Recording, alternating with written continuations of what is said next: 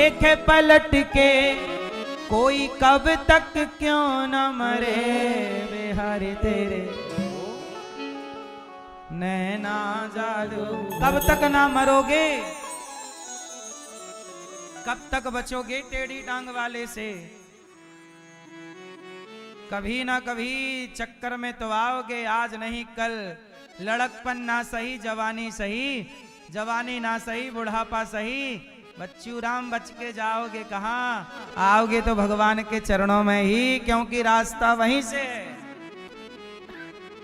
आगे का रास्ता वहीं से है।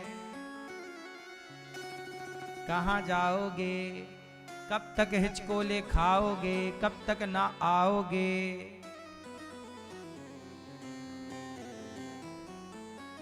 आना तो पड़ेगा।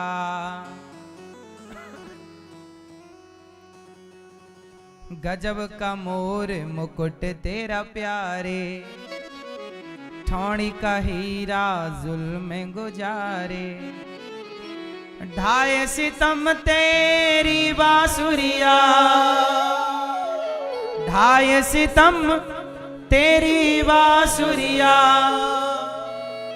कोई कब तक ना मरे, बिहारी तेरे, बिहारी तेरे नैना जादू भरे।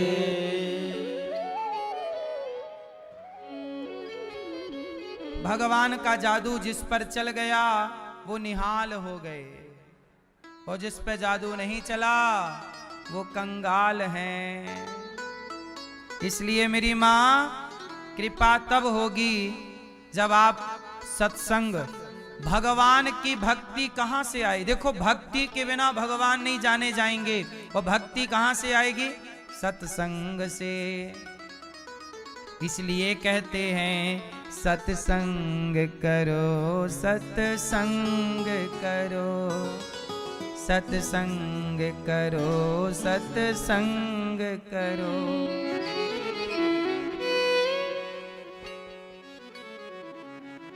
सब कुछ छूटे,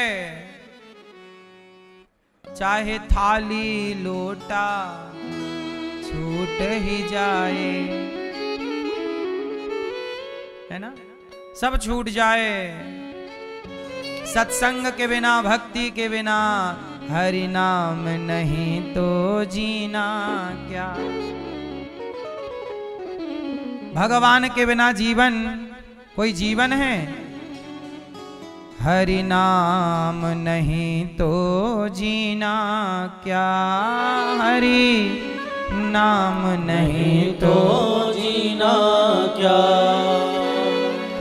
अमृत है हरि नाम का प्याला, अमृत है हरि नाम का प्याला।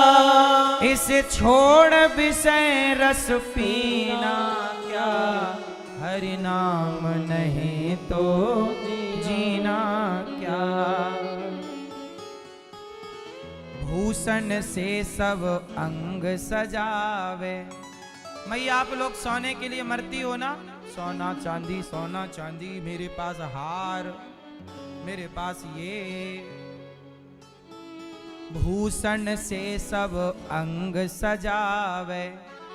सिंगार क्या है? सुंदर कौन? जिसकी चमड़ी सुंदर है, जिसका रूप रंग सुंदर है, वो सुंदर नहीं है। जिसकी वाणी सदा भगवान को याद करती है वही सुंदर है। भूषण से सब अंग सजावे, रसना पर हरि नाम नावे।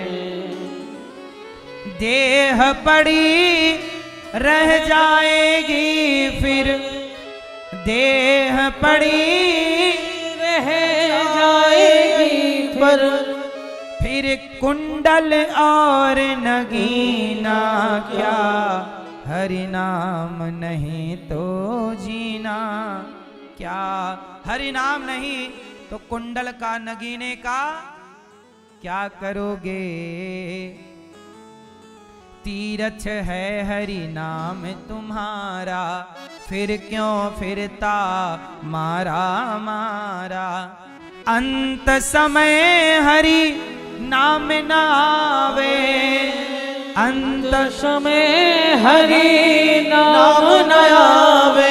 फिर आखिरी समय मरते समय भगवान को याद ना किया। अंत समय प्रभु ध्यान न आवे, अंत समय प्रभु ध्यान न आवे। फिर काशी और मदीना क्या, हरि नाम नहीं तो जीना क्या। क्यों मैया, कौन सा सिंगार? भूषण से आभूषण से अंग सजावे, रसना पर हरि नाम न आवे। देह पड़ी रह जाएगी फिर कुंडल और नगीना क्या, हरि नाम नहीं तो जीना क्या। इसलिए मेरी माँ नाम जपते रहो। भगवान शंकर जी समझा रहे हैं, देवी मान जाओ। माता सती मानने को तैयार नहीं, मैं परीक्षा लूंगी। शंकर जी बोले अब हुई है सोई जो राम रचि राखा, को करी तर्क बढ़ा वहीं शाखा। सुनो, हुई है सोई जो राम रचि राखा। कई बार हम लोग परेशान होते हैं, बहुत परेशान रहते हैं। हम ऐसा चाहते हैं, आप ऐसा चाहते हैं, पर हो वैसा जाता है जैसा आप नहीं चाहते। सुनो मेरी माँ, जब आप चाहते हैं कि ऐसा हो जाए, और जब आपके चाहने से ऐसा ना हो, और जैसा हो जाए तो समझ लेना कि भगवान चाहते थे कि ऐसा हो जाए, इसलिए ऐसा हो गया। इसलिए ईश्वर की मर्जी है। बात सही है कि गलत है? शंकर जी ने खूब समझाया माता सती को, पर माता सती की समझ में नहीं आई बात। परीक्षा लेने चली गई। शंकर जी ध्यान लगा के बैठ गए। प्रभु की इच्छा, जब तुझसे ना सुलझे तेरे उलझे हुए धंधे, तब भगवान के इंसाफ पे छोड़ दे ए बंदे। जब आपके काम आपसे ना होए तो ईश्वर के इंसाफ पे छोड़ दे ए बंदे। वही तेरी मुश्किल आसान करेगा, जो तू ना कर सका वो भगवान करेगा। अब छोड़ दो। आपने अपने खूब हाथ पांव चला लिए, नहीं हुआ ना, अब छोड़ दो, प्रभु आप जानो। और जब आपके ऊपर छोड़ दें हो जाता है। भगवान के ऊपर जब आप कार्य छोड़ते हैं तो वो काम हो जाता है। हाँ, क्योंकि अभी तक आप कर रहे थे, भगवान पे छोड़ दिया तो भगवान कर रहे हैं। आपसे बेहतर ईश्वर करके देंगे। छोड़ दो बस। समझ में आई कि नहीं? टेंशन लेने का नहीं जिंदगी में, बिंदास भरोसा करने का कि हमारे संग भगवान है। शंकर जी ने वही किया, अब होगा जो होगा। माता सती गई राम जी की परीक्षा लेने, सीता बन के पहुंच गई। सीता जी बन के गई, बोली भोले प्रभु में आ गई। रावण के चंगुल से भागकर राम जी ने पहचान लिया। माता जी प्रणाम, जंगल में अकेली घूम रही हो, भोले बाबा कहाँ हैं? सती बोली मैं तो सीता बन के खड़ी हूं, आपने कैसे पहचान लिया? शंकर जी बोले हम सब जानते हैं। राम जी बोले हम सब जानते हैं। तो सती माता बोली जब आप सब कुछ जानते हैं तो अपनी पत्नी को क्यों नहीं जान पाए कि रावण ले गया? क्यों पेड़ पौधों से पूछ रहे हैं? राम जी मुस्कुरा कर बोले ये हमारी लीला है। हम बैकुंठ में बैठे बैठे थक जाते हैं तो कभी यहाँ आ जाते हैं बढ़िया ये लीला करने के लिए धरती पे। कभी पेड़ पौधों से बात करने लगते हैं, कभी पशु पक्षियों से। क्या करें, वहां बैठे बैठे थक जाते हैं। हमारी लीला चल रही है और आप परीक्षा लेने आ गई। माता सती समझ गई कि ये तो वास्तविक में लीला चल रही है। भगवान को कौन जान पाया? सती जी चली गई। शंकर जी ने कहा हो गई परीक्षा। सती मां ने कहा कछु न परीक्षा लीन है गुसाई। हे प्रभु हमने कोई परीक्षा, जय हो सब आचार्य चरणों में प्रणाम, कोई परीक्षा नहीं ली और आपकी तरफ प्रणाम करके आ गई। शंकर जी ध्यान लगा के देखे, समझ गए कि ये, ध्यान लगा के देखे समझ गए कि ये तो झूठ बोल रही हैं। माता सती का झूठ पकड़ा गया। शंकर जी ने ध्यान लगा कर देखा, शंकर जी ने सब समझ लिया। सती जो कीन चरित सब जाना। शंकर जी ने माता सती का परित्याग कर दिया। क्यों त्याग कर दिया? आपने हमारी माता का रूप बना लिया, सीता हमारी माता है, आप हमारी पत्नी होकर माता का रूप बनाएंगी तो अब मेरी माँ आप हो गई, क्योंकि रूप बना लिया ना, अब मैं आपको पत्नी के रूप में स्वीकार नहीं कर सकता। शंकर जी ने त्याग कर दिया कि जो पत्नी माँ की तरह व्यवहार कर रही है, अब वो पत्नी की तरह कैसे व्यवहार हो, ये मर्यादा है। शंकर जी इसलिए त्याग दिए। इसलिए आप लोगों के लिए भी यहां एक बात है कि पत्नी के साथ पत्नी का व्यवहार कब तक करना चाहिए। आप बेटी हो गई, बेटा हो गया, जब आपकी आयु 50 साल की हो जाए, स्त्री और पुरुष दोनों 50 वर्ष के हो जाएं, तो आप दोनों अपने मन को जगत से हटा लीजिए, भोगों से हटा लीजिए और भगवान में लगा लीजिए, है ना। अब आपके गृहस्थी का कार्यकाल पूरा हो गया, हो गया कि नहीं? लेकिन आजकल तो 60-60 साल के लोग ब्याह कर लेते हैं। 60 साल का बूढ़ा 30 साल की छोरी से ब्याह करता है। आजकल स्त्री की जरूरत क्यों पड़ती है, पुरुष की जरूरत क्यों पड़ती है? क्योंकि आजकल वह रिश्ते रिश्ते रहे ही नहीं। अब तो केवल देह की भूख लगी है सबको, देह की प्यास है, और वह देह की वासनाओं को मिटाने के लिए वो ब्याह इत्यादि कर लेते हैं। जबकि विवाह का सही मकसद है कि हम पति पत्नी दोनों मिलकर ईश्वर की आराधना में लगें, एक दूसरे का साथ दें और यज्ञ इत्यादि। जैसे भागवत देखो, अब हमारे ये यजमान परिवार हैं, ये दोनों पति पत्नी सा परिवार भागवत सुन रहे हैं। यही पति पत्नी होने का सार्थक है कि आप पति पत्नी हैं, प्रेम से भगवान से जुड़िए, भगवान अपने जिंदगी के कर्तव्य भी पूरे कीजिए, पर चिंतन ईश्वर का बना रहे। अब आजकल लोग जब पति पत्नी संग होते हैं तब भागवत सुनते नहीं, फिर दो में से एक चला जाता है तब एक भागवत सुनते हैं। चलो वो एक भी ठीक है, क्या करें मजबूरी, लेकिन सही है कि दोनों सुनो, क्योंकि गृहस्थी आप दोनों ने गांठ जोड़ी है ना, और फेरे लगाए हैं अग्नि के साक्षी मानकर, तब दोनों यज्ञ के लिए विवाह होता ही। इसलिए विवाह के नीचे, मंडप के नीचे पहली आहुतियां पति पत्नी की डाली जाती हैं। तो आपको यज्ञ करने का अधिकार मिल गया, लाइसेंस मिल गया। विवाह क्या है? यज्ञ का अधिकार है। विवाह के पहले आप यज्ञ के अधिकारी नहीं थे,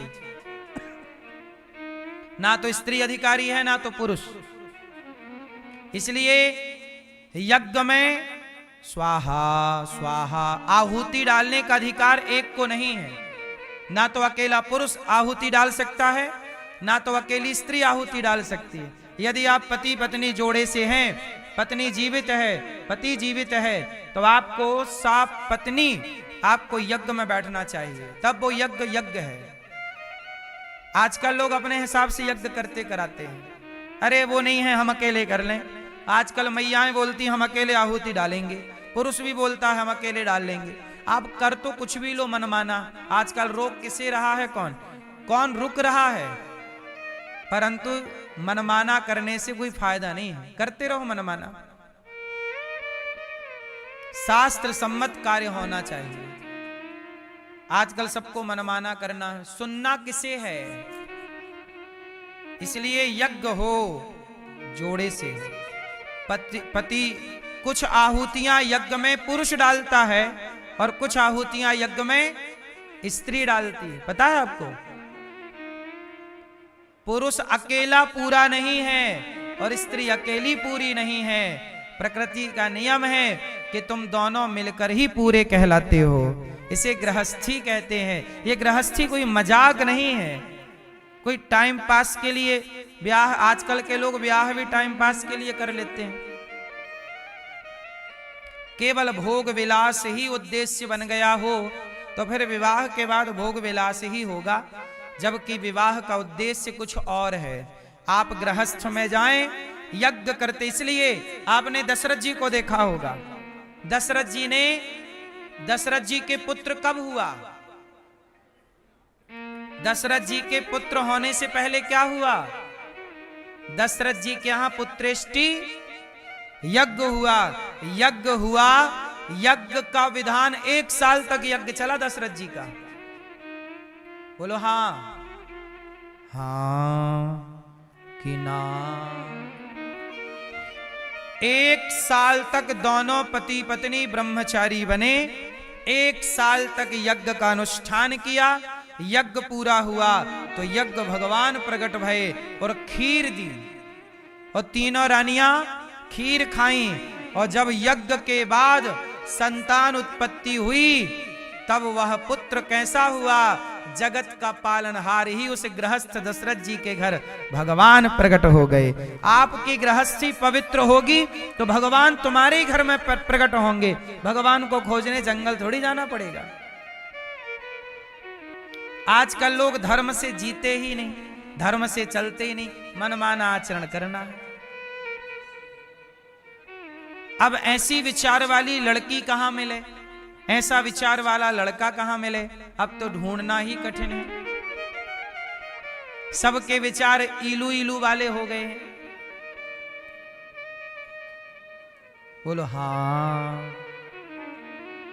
पढ़ने लिखने गए थे, वहीं इलू इलू चालू हो गया था। तो अब इलू इलू खेलने वाले, इनसे और क्या उम्मीद की जाएगी? क्यों? आपके गर्भ से भगवान प्रकट हो, आपके गर्भ से भगवान का भक्त प्रकट हो, इसके लिए आपके गर्भ की शुद्धि तो चाहिए। आपका विचार पवित्र हो। पवित्र आत्मा है आप, पवित्र विचार हैं। पुरुष पवित्र विचार वाला, स्त्री पवित्र विचार वाली, और दोनों का चित्त भगवान में हो, तब कोई श्रेष्ठ संतान का जन्म होता है। वरना बच्चे तो रोज पैदा हो रहे हैं। बोलो हाँ। बहुत बच्चे रोज रोज पैदा होते हैं, पर इन बच्चों से आपका ही भला नहीं होता। ये आपको गिलास भर पानी नहीं दे पाते। जब आपके बच्चे से आपका भला नहीं हुआ तो आपके बच्चों से राष्ट्र का भला क्या होगा? बोलो हाँ कि ना।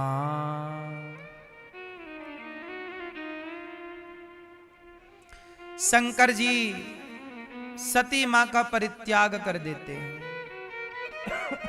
वही माता सती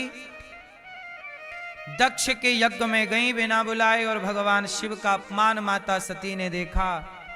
जल करके योग अग्नि में भस्म हुई, और वही माता सती दक्ष के यज्ञ में जली। शिव उनको लेकर चले। 52 टुकड़े उनके हुए। भगवान नारायण के चक्र से 52 शक्तिपीठ बनी, और बाद में वही सती पार्वती बनकर प्रकट हुई।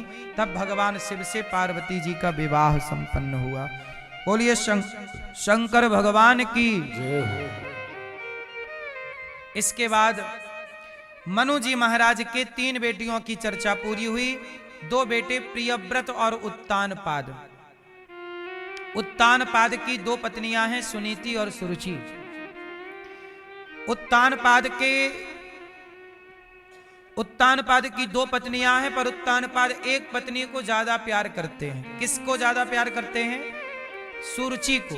क्यों करते हैं? सुंदर है, चमड़ी गोरी है। आजकल पूरा खेल चमड़ी का है, हाँ या ना? तो माता सुरुचि बड़ी सुंदर है, उत्तानपाद का उनके ओर आकर्षण ज्यादा है। तो सुरुचि समझ गई कि मेरा पति मेरे में आसक्त है, तो उन्होंने कहा कि इसे बाहर करो घर से, ये जो आपकी पहली पत्नी है ना, हटाओ। उत्तानपाद क्या करें, मजबूर हैं, पत्नी का गुलाम तो ऐसे ही होता है, जोरू का गुलाम। पत्नी को बाहर कर दिया पुराने महलों में। उत्तानपाद के कोई संतान नहीं थी, इसलिए दूसरा विवाह करना पड़ा कि पहली सुनीति से कोई पुत्र नहीं हो रहा था। तो सुनीति ने कहा कि आप दूसरा विवाह कर लो, इतना बड़ा राजपाट है। उस संयोग देखिए कि अलग करने के कुछ टाइम बाद ही सुनीति को बच्चा हो गया, नाम रखा ध्रुव। और सुरुचि को भी बच्चा हो गया, नाम रखा उत्तम। पर उत्तम छोटा है और ध्रुव जी बड़े हैं। ध्रुव जी 5 साल के थे तब अपने पिता की गोद में बैठने गए, तो बगल में खड़ी सौतेली माँ ने हाथ पकड़ के नीचे गिराया, कहा जाओ तपसा राज्य पुरुषम तस्यैवानुग्रहेण में गर्भे तुम साधयात्मानम यदि छसी नृपासनम। जाओ तप करो।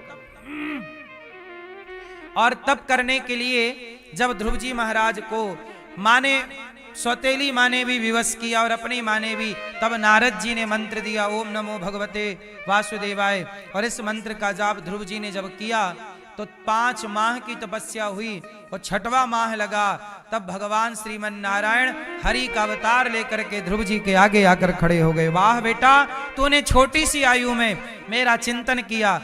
1 माह तक 3 दिन में 1 बार खाते, फिर 6 दिन में 1 बार खाते, 9 दिन में खाने पीने पे कंट्रोल किया। और प्रेम से ध्रुव जी ने केवल गुरु जी के बताए रास्ते पर चले, चिंतन किया। 5 माह की तपस्या से भगवान सामने आ गए। भगवान को कुछ कहना चाहते हैं ध्रुव जी, बच्चे हैं ना, पढ़े लिखे तो हैं नहीं, क्या कहें। तब भगवान ने शंख का स्पर्श गाल में कराया और ध्रुव जी को ज्ञान हो गया। योन्तः प्रविश्य मम वाचमिमां प्रसुप्तां, ध्रुव जी महाराज ने कहा, योन्तः प्रविश्य मम वाचमिमां प्रसुप्तां संजीवयत्यखिल शक्तिधरः स्वधाम्ना अन्यास्तहस्तचरणश्रवणत्वगादीन् प्राणान् नमो भगवते पुरुषाय तुभ्यम्। मूकं करोति वाचालं पंगुं लंघयते गिरिं यत्कृपातमहं वन्दे परमानंदं माधवम। मूकम, ध्रुव जी महाराज भगवान की स्तुति कैसे करें, पढ़े लिखे तो है नहीं, पर जब भगवान ने शंख का स्पर्श गालों में कराया, ध्रुव जी को सारी विद्याओं का ज्ञान हो गया। मेरी माँ जब भगवान विद्या देना चाहें, विद्वान बनाना चाहें, तो वह चुटकी में विद्वान हो जाए। और भगवान मूर्ख बनाना चाहें तो रावण जैसा विद्वान भी मूर्खों के जैसे आचरण करने लग जाता है। कोई ज्ञानी, मैं हमेशा एक बात कहता हूं, कभी ये मत सोचना कि मैं ज्ञानी हूं, या कभी ये मत सोचना कि मैं मूर्ख हूं। ज्ञानी मूढ़ न कोई। बताओ ज्ञानी कौन और मूर्ख कौन? कौन मूर्ख? मैया बताएंगी, पीली मैया। ज्ञानी कौन?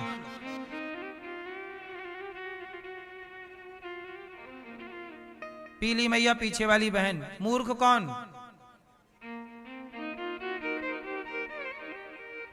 मैया। ज्ञानी कौन, मूर्ख कौन? बताओ।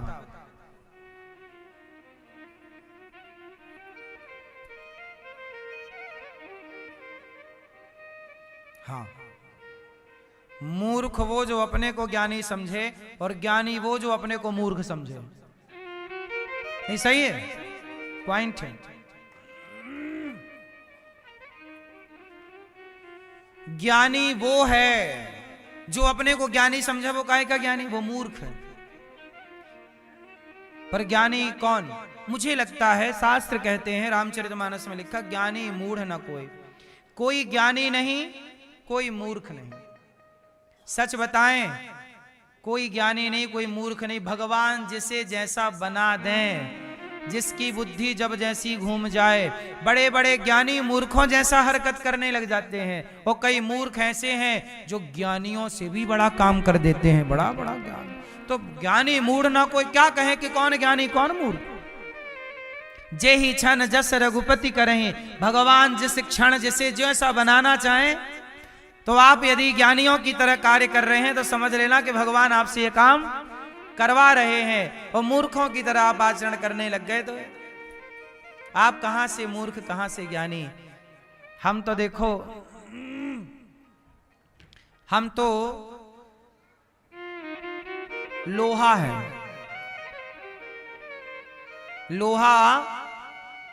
लोहा में 3 गुण। हम लोहा हैं और लोहे में 3 गुण। लोहा पानी में डूब जाता है, वही लोहा नाव से जुड़ जाए तो पार लग जाता है, और लोहे को पारस मणि मिल जाए तो लोहा सोना हो जाता है। बोलो हाँ। लोहा पानी में डूब गया 1 गुण, लोहा नाव से जुड़ गया तो पार लग गया। नाव बड़ी बड़ी जहाजें काय की बनती हैं, लोहा रहता, हजारों टन सैकड़ों टन लोहा। एक डूब गया तो लोहा नाव से जुड़ गया तो पार लग गया, और लोहे में पारस मणि का स्पर्श कर दिया तो लोहा क्या बन गई, लोहे में 3 गुण। हम लोहा हैं, हम डूब भी सकते हैं। सत्संग ना मिले तो डूब जाएं, और सत्संग मिले तो पार लग जाएं, और कोई सदगुरु मिल जाए तो सोना हो जाए। हमारा अपना कोई मूल नहीं है, हमारा अपना कोई अस्तित्व नहीं। संगति बदलती गई, हमारे गुण बदलते गए। आपकी संगति बदलती गई और आपके गुण बदलते गए। आप तो लोहा है, लोहा डूब भी जाता है, पार भी हो जाता है, सोना भी हो जाएगा। बोलो हाँ। तो आप तो कोरा कागज हैं, कोरा कागज। कोरा कागज में आप गोदा गादी कर दीजिए, कलम चला दीजिए ऐसे ऐसे, तो ये रद्दी के भाव बिक जाएगा। और कोरे कागज में कोई बढ़िया सी ज्ञान की बातें लिख दीजिए, बढ़िया विचार लिख दीजिए, वही कागज लाखों की कीमत वाली डायरी हो जाएगा। बोलो हाँ। तो एक कागज रद्दी के भाव जा सकता है और एक कागज लाखों का हो सकता है। बात सही है कि गलत है? तो आप भी कोरे कागज हैं। यदि आपने अपने अंदर गलत गलत गोदागादी कर ली तो आप रद्दी के भाव, और आपने अपने भीतर श्रेष्ठ विचारों को जगह दी और श्रेष्ठ विचार वाले बन गए तो आपकी कीमत करोड़ों गुना बढ़ जाएगी, आप बढ़ जाएंगे। तो आप ज्ञानी नहीं, मूर्ख नहीं, जैसा आप अपने भीतर भरते हैं वैसे वैसे आप हो जाते हैं। तो आप भगवान के आश्रित रहिए। मूकम करोति वाचालम, भगवान ने कृपा की, ध्रुव जी बड़े ज्ञानी हो गए। और ध्रुव जी ने जाकर के भाई के हत्यारों की हत्या की, तब ध्रुव जी राजा बने। पिताजी ने राजगद्दी दी, उनके भाइयों को मारा। ध्रुव जी ने बहुत समय तक सिंहासन का आनंद लिया, यज्ञ जप तप कराया, खूब गृहस्थी में रह के भगवान का चिंतन ध्रुव जी महाराज ने किया। अन्य क्षेत्र चलाए, कुएं खुदवाए, बावड़ियां बनवाई। पहले के जमाने में राजा लोग यही करते थे, सड़कें बनवाते थे, कुआं खुदवाते थे, बावड़ियां बनवाते थे, पेड़ पौधे लगवाते थे, बहुत सारी व्यवस्थाएं राजा महाराजा लोग करते थे, यही राजाओं के काम थे। इस तरह से नदियों में पुल बनवाते थे। आज से पहले भी नदियों में पुल बनते थे राजाओं के टाइम पे। राम जी के बारे में लिखा है कि राम जी के टाइम पर पुल थे। राम जी के टाइम पे कितनी नदियां जो आज हैं वो तब भी थी। वो पार जाना है, उस समय में भी पार जाना था। अब सरयू के उस पार गोंडा है, अयोध्या जी के उस पार बहुत सारे शहर हैं। वो सरयू जी बहुत बड़ी घाट है उनका, उस जमाने में और बड़ा रहा होगा राम जी के जमाने में। तो पार जाने के लिए राम जी ने पुल वुल सब बनवाए।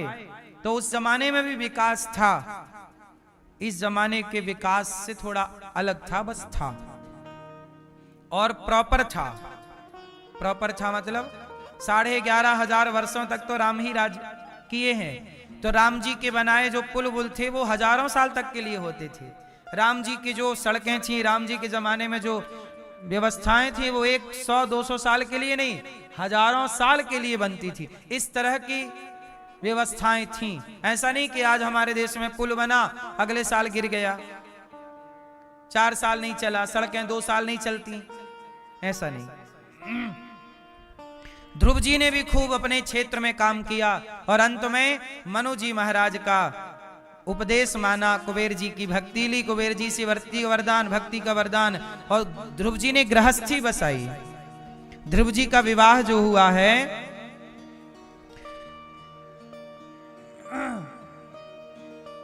ध्रुव जी ने प्रजापति शिशुमार की पुत्री भ्रमी के साथ विवाह किया था। कल्प और वत्सर इनके पुत्र हुए थे। फिर इनकी दूसरी पत्नी वायु की पुत्री इला थी, जिनके पुत्र हुए उत्कल। और ध्रुव जी ध्रुवलोक में भगवान की कृपा से मृत्यु के सिर पर पांव रख के ध्रुव जी ध्रुवलोक चले गए। इसके बाद इन्हीं के वंश में भगवान पृथु हुए, जिन्होंने 10,000 कान मांगे, और इन्हीं के वंश में आगे चल के मनु जी के दूसरे पुत्र प्रियव्रत के वंश में प्रियव्रत जी का विवाह विश्वकर्मा की पुत्री बरहिष्मति से हुआ, जिनके पुत्र आग्नेत्र, और फिर इन्हीं के वंश में भगवान ऋषभदेव जी, और इन्हीं के वंश में बड़े बड़े राजाओं का प्राकट्य हुआ, जिनमें से श्रेष्ठ हैं भरत। कौन है श्रेष्ठ? एक भरत जी नाम के राजा हैं। सब छोड़ छाड़ के वो जंगल चले गए, पर जंगल में भी एक मृग में मन ऐसे लगा कि मरते समय मृग का चिंतन करते करते वो मृत्यु को प्राप्त हुए। यमराज जी ने कहा कि आप मृग का चिंतन करते आए हैं, इसलिए आपको मृग की योनि में जाना पड़ेगा। तनिक से मन के भटकाव से गति बिगड़ गई, मति बिगड़ी तो गति भी बिगड़ गई। इसलिए आप लोगों से मेरी प्रार्थना है, मति को ना बिगाड़िएगा। आप लोग मरते समय मन कहां लगाओगे मेरी मां? कहां? मरते समय मन कहां? मरते समय भगवान में, वरना गति बिगड़ जाएगी। भरत जी का मन मृग में लग गया, सो मृग बन के आ गए। मुक्ति, तीसरा जन्म भरत जी के रूप में मिला। जड़ भरत के नाम से राजा रहुगण को उपदेश किया, तब भगवत प्राप्ति हुई। 28 प्रकार के नरकों का वर्णन है। अच्छा, राजा परीक्षित जी ने एक सवाल किया गुरु जी से, हे गुरुदेव एक बात बताओ, मैं पापी हूं, माना कि मैं पापी हूं, क्या मेरा उद्धार नहीं होगा? सुखदेव जी बोले होगा होगा, तो पापी हूं तो आप तो कह रहे हैं कि पाप किए हो तो भोगना पड़ेगा। तब सुखदेव जी ने अजामिल की कथा सुनाई। हे परीक्षित सुनो, एक पंडित जी थे, कान्य कुब्जे दुजह कश्चित दासी पति रजामिला, नामना नष्ट सदाचारे दास्याह संसर्ग दूषिता। नामना नष्ट सदाचारो दास्याह संसर्ग दूषिता। एक अजामिल नाम के पंडित जी थे, उनकी पत्नी बहुत अच्छी थी, अपनी पत्नी को छोड़ दिया और एक वैश्या के चक्कर में पागल हो गए। अजामिल उसको ले आए, उसका पालन करने के लिए चोरी करते, डाका डालते, गलत गलत गलत गलत गलत गलत काम करते, सारा काम करते गलत। अजामिल कितना पाप बढ़ गया कि यमराज ने उनकी अलग से डायरी तैयार की कि भाई ये आदमी आएगा तो इसे इस प्रकार का दंड दिया जाएगा, क्योंकि ये वीवीआईपी पापी हो गया है। कौन सा पापी हो गया? वीआईपी नहीं, वीवीआईपी, 3-4 वी, बहुत ब्रांडेड पापी है ये। कौन? अजामिल। पाप से जो मिल गया उसी का नाम अजामिल है। पाप इतना बढ़ गया अजामिल का। एक दिन क्या हुआ, अजामिल के गांव में संत आ गए, और संत तो आप जानते ही हैं कि जहां जाते हैं वो भक्ति प्यार का माहौल बना देते हैं। तो अजामिल की पत्नी को पता चला कि गांव में संत आए हैं, तो सत्संग करने चली गई अजामिल की पत्नी। अजामिल की पत्नी पापनी तो थी, वो भी तो वैश्या थी, पर वैश्याओं का मन है तो वो भी इंसान ही, आज नहीं कल उनका भी तो मन मुक्ति का होता ही होगा। पाप अच्छा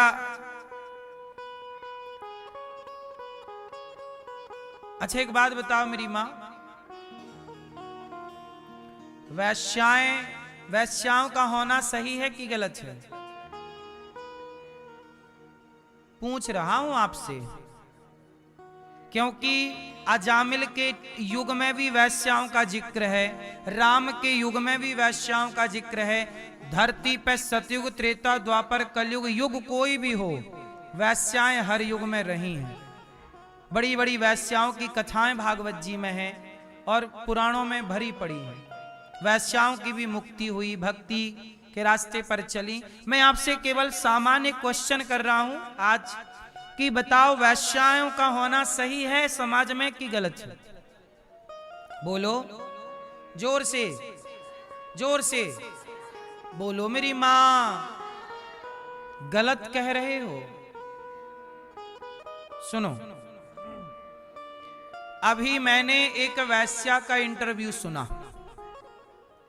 एक महिला है, वो खुल के कहती हैं कि ठीक है जी, मैं देह व्यापार करती हूं। तो उन बहन का एक इंटरव्यू था, तो वो कह रही थी, अभी बंगाल में कोई लड़की के साथ कुछ लड़कों ने छेड़छाड़ कर दी। एक लड़की ऑफिस जा रही थी तो कुछ लड़के आए और छेड़छाड़ कर दी, उस लड़की को परेशान किया।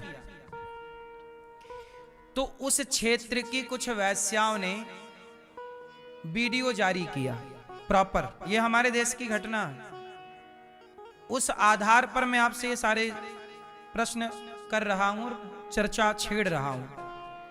एक लड़की ऑफिस जा रही थी, अपना काम करती, गरीब परिवार से थी, पैसे कमाती, अपने गृहस्थी चलाती, भाई बहन को पढ़ाती लिखाती। उस लड़की को कुछ लड़के छेड़ने लग गए। तो वैश्याओं को पता चला कि एक लड़की को कुछ लड़के छेड़ रहे हैं।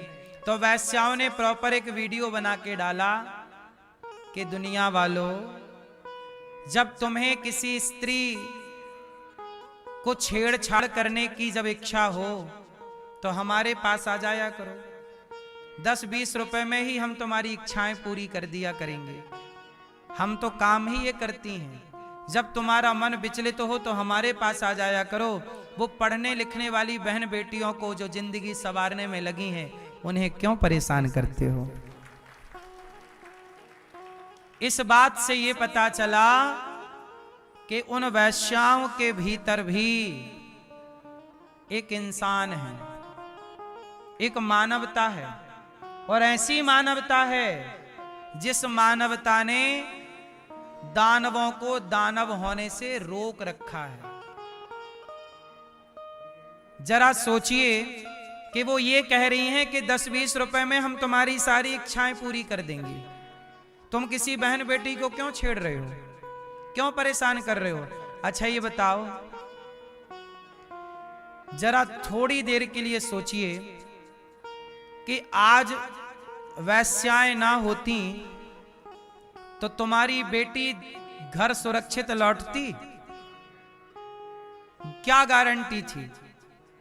कम से कम बिगड़ा हुआ पुरुष का समाज, कुछ बिगड़ा हुआ पुरुष का तबका, जो कुछ पुरुष बिगड़े हैं, कम से कम वो अपनी भूख प्यास मिटाने उनके पास चले जाते हैं और वो पैसे लेकर उनकी भूख प्यास मिटा देती हैं।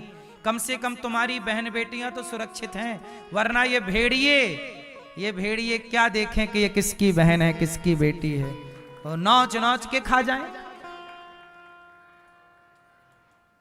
क्यों जी? कभी विचार कीजिएगा जरूर। सोचिए कि वो वैश्या ने, वो बहनों ने ये बात कह के समाज को कौन सा आईना दिखा दिया कि तुम किसी बहन बेटी को क्यों परेशान करते हो, आ जाया करो हमारे पास। क्यों? और वो जो जिन्हें वैश्या कहा जाता है, एक्चुअली वो स्त्रियां भी, वैश्या कोई यूं ही थोड़ी हो जाता है। निश्चित उनकी मजबूरियों ने, उनके हालातों ने उनको वैश्य बनाया होगा। क्यों? मैंने बहुत स्त्रियों के बारे में सुना है। एक बहन मेरे पास आई, उनके पति की मृत्यु हो गई, छोटा सा बच्चा था, पति की मृत्यु हो गई, तो स्वाभाविक है कि काम, पैसे की तंगी तो आएगी। तो जब पैसे की तंगी आई तो वो काम लेने गई, मांगने गई कि भाई काम दे दो।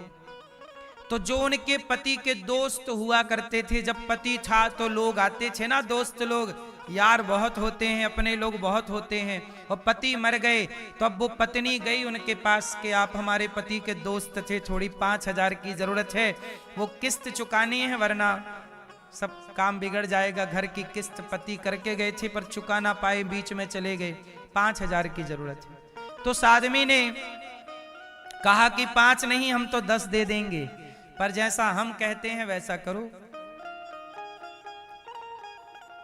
कुछ स्त्रियों की मजबूरी होती है।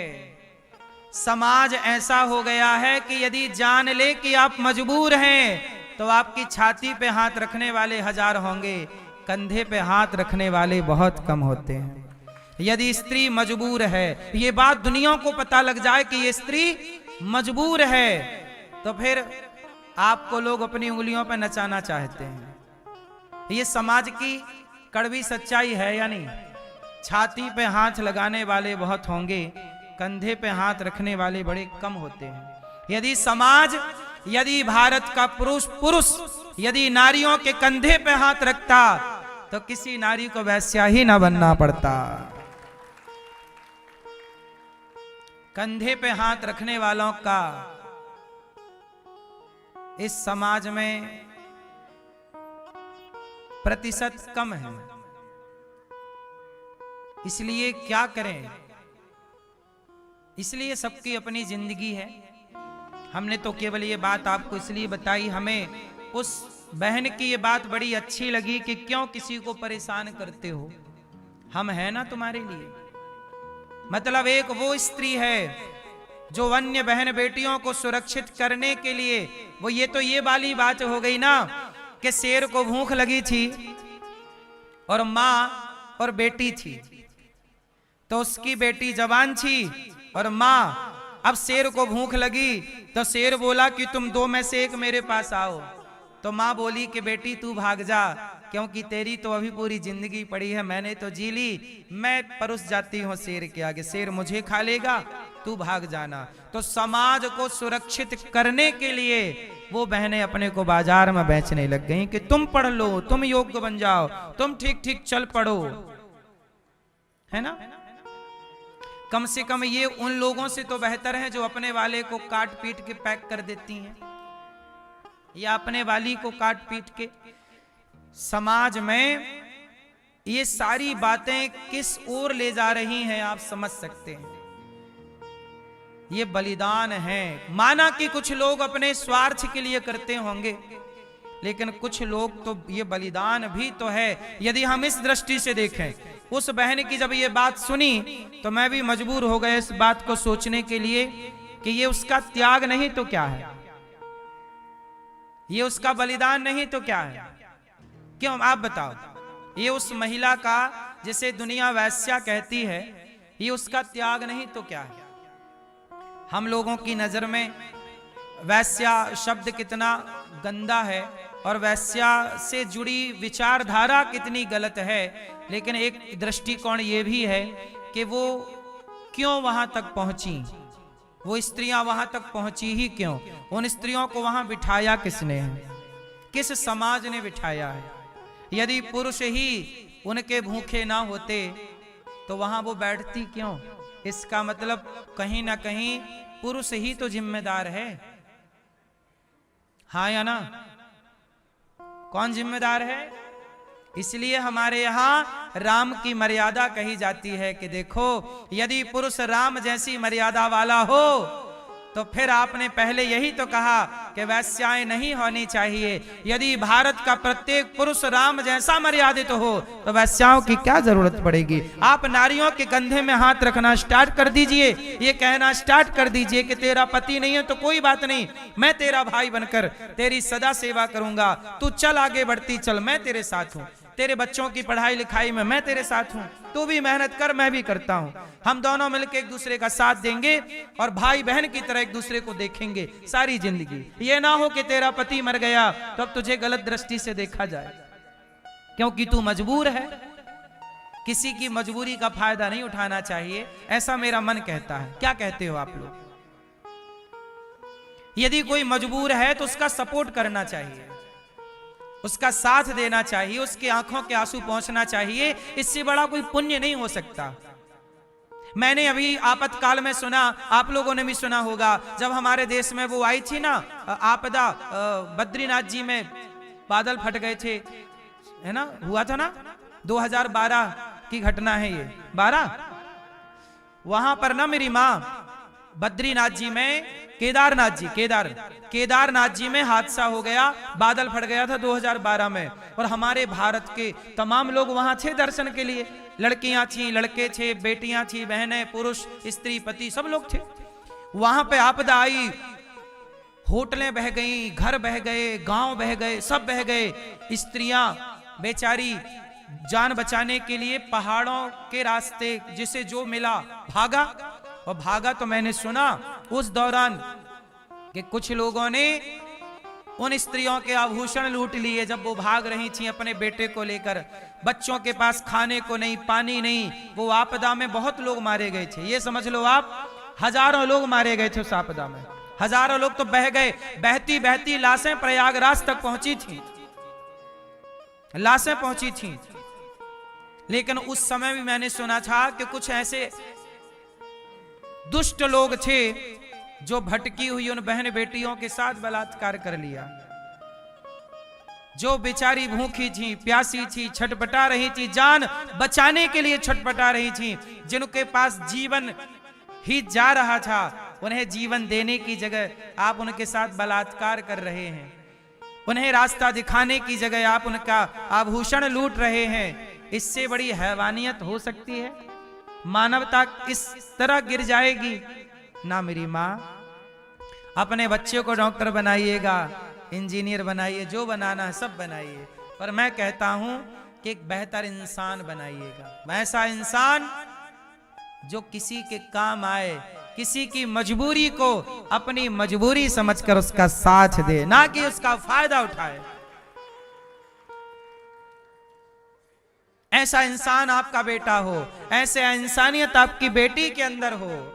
बस इतनी सी जिंदगी है, इतनी सी बात भी समझ ले, इंसान तो बहुत बड़ा हो गया। यही बड़प्पन है।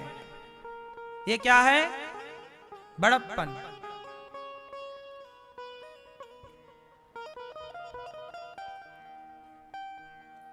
आज भी अब जैसे ये पुरुष लोग जाते हैं, पुरुष ही तो वैश्यालय जाता है, पुरुष ही तो जाकर के उस स्त्री के साथ दुराचार करता है। यदि पुरुष वैश्यालय जाकर ये कहने लग जाए कि चल बहन, आज मैं तेरा यार बनकर नहीं, तेरा भाई बनकर आया हूं, तुझे इस गंदगी से निकालने चल, तुझे काम भी दूंगा, एक बेहतर जिंदगी जीने का मौका दूंगा, तेरा भाई बनकर आया हूं। ये पुरुष यदि भाई बन के पहुंचने लग जाए वैश्यालय में और उन बहनों को निकाल के यदि लाने लग जाए तो बेटियों का किडनैप रुक जाएगा, बेटियों की खरीद। आजकल लड़कियां बेची जाती हैं, खरीदी जाती हैं। क्यों? किडनैप कर लिया, लड़की को बेच दिया, 5 लाख 2 लाख में सारी जिंदगी उस लड़की से देह व्यापार कराया जाता है। ये सच्चाई है, आप जानते होंगे सच्चाई को। यदि हर पुरुष जाके वैश्यालय और ये कहने लग जाए कि चल मैं तुझे लेने आया हूं, तेरा भाई बनकर तेरी सदा सेवा, वो सारी जिंदगी उसका भाई बनकर तनिक भी दृष्टि ना डिगाए, तनिक भी दृष्टि ना बिगाड़े, तो सोचो ये भारत नहीं राम राज्य आ जाएगा। यही तो राम राज्य। विचार के बदलने से संसार बदलता है, हाँ या ना? लड़कियां बाजार में बेची जाती हैं तो खरीदने वाला कोई पुरुष ही होता है। यदि खरीदने वाला पुरुष ही ना हो तो बेची किसके लिए जाएगी? कहो, सही है कि गलत है? इसलिए मुझे उस एक बहन की एक लाइन ने देखो मुझे कितना विवश कर दिया सोचने के लिए। मैं दूसरे पहलू से भी सोचने लगा।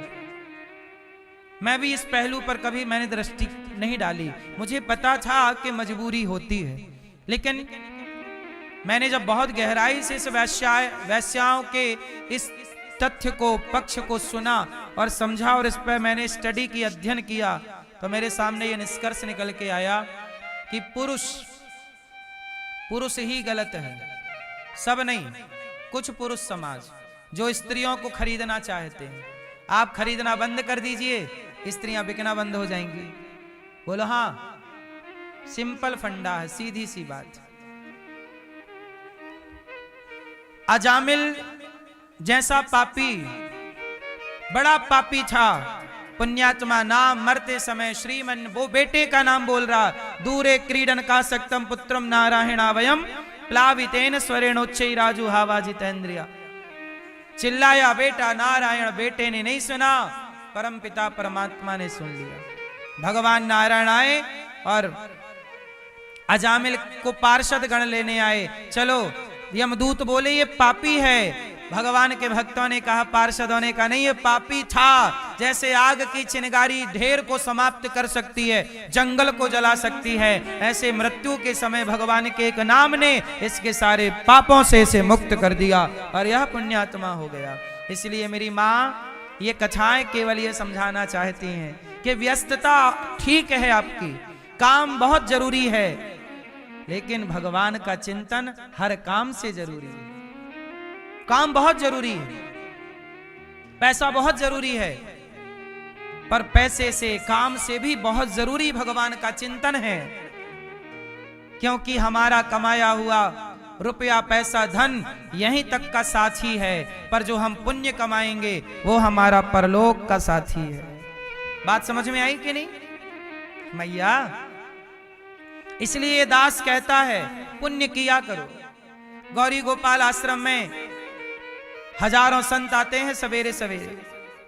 ये मुझे रोज, मैं बहुत अच्छी जिंदगी जीता हूं, मुझे अच्छी जिंदगी भगवान ने दी है।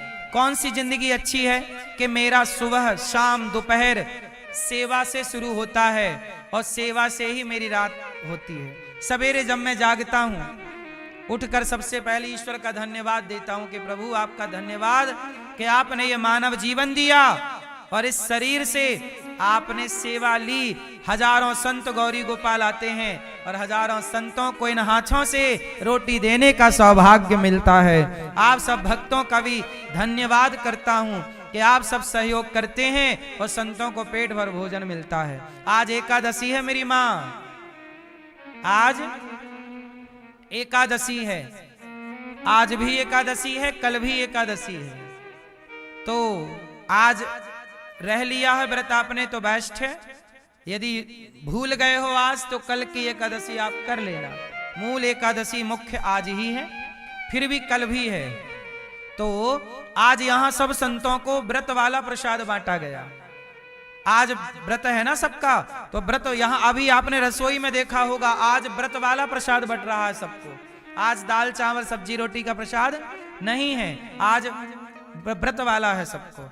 एकादशी है ना, एकादशी के दिन अन्न का लेन देन केवल फल और जो खा सकते हैं व्रत में। इसलिए आज आप संकल्प लीजिए कि आज एकादशी के दिन आप ये संकल्प लें कि कल जब एकादशी ये संत लोग पूरा करेंगे तो आपकी रोटी, आपके अन्न खा करके कल एकादशी का व्रत पूरा किया जाएगा। तो आप भी ये देखो, हजारों संत लाइन में लगे हैं ना, ये सब संतों को आप लोग भोजन करा सकते हैं कि कल का अन्नदान आपकी ओर से आज एकादशी में आप ये काम कर सकते हैं। हजारों संतों को अन्नदान कर सकते हैं तो कीजिएगा, भोजन दे सकते हैं दीजिएगा। आपके सहयोग से साधु दो रोटी खाए और भजन करे तो बताओ ये पाप है कि पुण्य है? थोड़ा पुण्य करते रहना मेरी माँ।